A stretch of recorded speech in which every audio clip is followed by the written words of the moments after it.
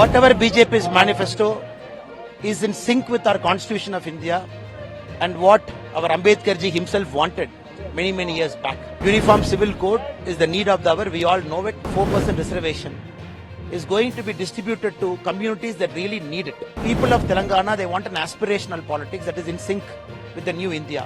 Bharatiya Janata party ने लोकसभा चुनाव के लिए अपने उम्मीदवारों की तीसरी लिस्ट जारी कर दी है। चेन्नई साउथ तेलंगाना के पूर्व राज्यपाल तमिसिलाई सुंदरराजन को उम्मीदवार बनाया गया है। नमस्कार, आप देख रहे हैं एयर न्यूज़। बीजेपी ने अभी तक 276 उम्मीदवारों के नामों का ऐलान कर चुकी है। हालांकि इनमें से 2 चुनाव लड़ने से मना कर चुके हैं, लिहाजा अभी तक 274 उम्मीदवार है। पहली सूची में 195, दूसरी में 72 और तीसरी में 9 उम्मीदवार शामिल हैं। उम्मीदवारों की तीसरी सूची में तमिलनाडु के लिए 9 नाम शामिल हैं। एक ऐसा राज्य जहां उसे अभी तक पैर जमाना बाकी है। ये घोषणा थोड़े बहुत छोटे दलों के साथ सीट साझा करने के समझौते के बाद की गई है।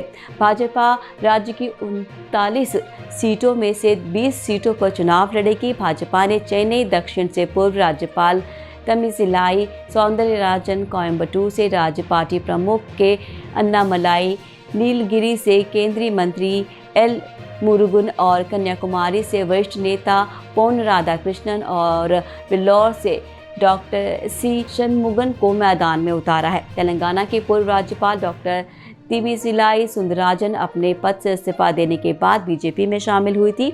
आज पहले घोषित सीट बंटवारे के समझौते में भाजपा के लिए 20, पीएमके के लिए 10, टीएमसी के लिए 3, एएमके के लिए 2, आईजेके, एनजेपी और 2 अन्य छोटे दलों के लिए एक सीट की सूची है।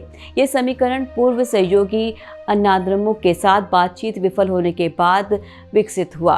पिछले हफ्ते में प्रधानमंत्री नरेंद्र मोदी ने एआईएडीएमके के गढ़ों में प्रचार किया था, जिनसे ये स्पष्ट हो गया है कि दोनों दल अपने अलग रास्ते पर जाने के लिए तैयार थे। बुधवार को एआईएडीएमके के 16 उम्मीदवारों की अपनी पहली सूची जारी की थी और इस बार तमिलनाडु और पांडिचेरी में एक साथ 19 अप्रैल को चुनाव होंगे। तो ये थी बीजेपी की तीसरी सूची की जुड़ी हुई खबर। ऐसी और अपडेट्स के लिए जुड़े रहिए एयर न्यूज़ के साथ। फिलहाल दीजिए मुझे विदा। नमस्कार।